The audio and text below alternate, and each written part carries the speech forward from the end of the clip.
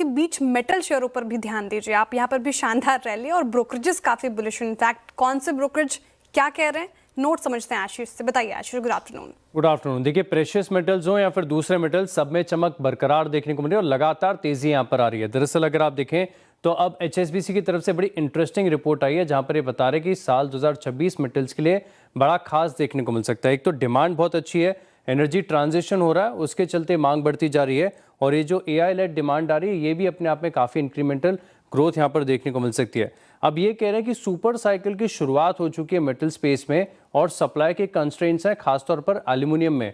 तो अगले 3 से 4 साल का आउटलुक एल्यूमिनियम बेस्ड कंपनीज में काफ़ी बढ़िया देखने को मिल रहा है और इसी के चलते आप देखें तो हिंडाल्को ये इनकी प्रेफर्ड पिक है। नाल्को क्योंकि पूरा प्योर एल्यूमिनियम प्ले है तो ये स्टॉक भी इन्हें पसंद आता है। और देखिए, चांदी की तेजी तो रोज लगातार हम डिस्कस करते ही जा रहे हैं, तो हिंदुस्तान जिंक के स्टॉक पर भी एक खरीदारी की राय दे रहे हैं।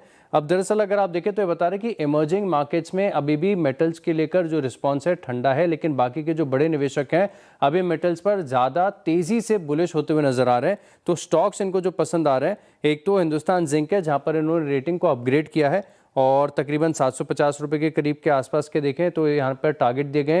हिंडाल्को पर खरीदारी की राय 1240 के टारगेट के लिए और नाल्को ये स्टॉक भी बहुत पसंद है, 420 रुपये के करीब का इन्होंने टारगेट दिया है।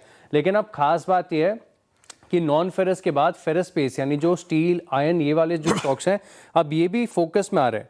अब HRC के प्राइजेस आप देखें तो पिछले साल के मुकाबले अभी फिलहाल 10% बढ़े हैं। अभी सिग्निफिकेंट इसके लिए हो जाता है कि लगातार दूसरा प्राइस हाइक देखने को मिला। अभी तो रिसेंट हुआ है 500 से लेकर 750 रुपये प्रति टन का, लेकिन 15 दिसंबर से लेके अब तक आप देखें तो ऑलमोस्ट 3000 से लेके ऑलमोस्ट 5250 रुपये प्रति टन कीमतें बढ़ चुकी हैं। महीने भर के अंदर 2 बार कीमतें बढ़ना अपने आप में बड़ा सिग्निफिकेंट माना जाता है और इसी को लेकर आप देखें तो आज मोतीलाल ओसवाल की तरफ से भी बढ़िया रिपोर्ट आई जहां पर सभी स्टॉक्स पर बढ़िया टारगेट दिए हैं। खरीदारी की राय सब में सिर्फ एक न्यूट्रल रखा है सेल, क्योंकि यहाँ पर एग्जीक्यूशन को और बैलेंस शीट को लेकर इतना कंफर्ट नहीं आ रहा।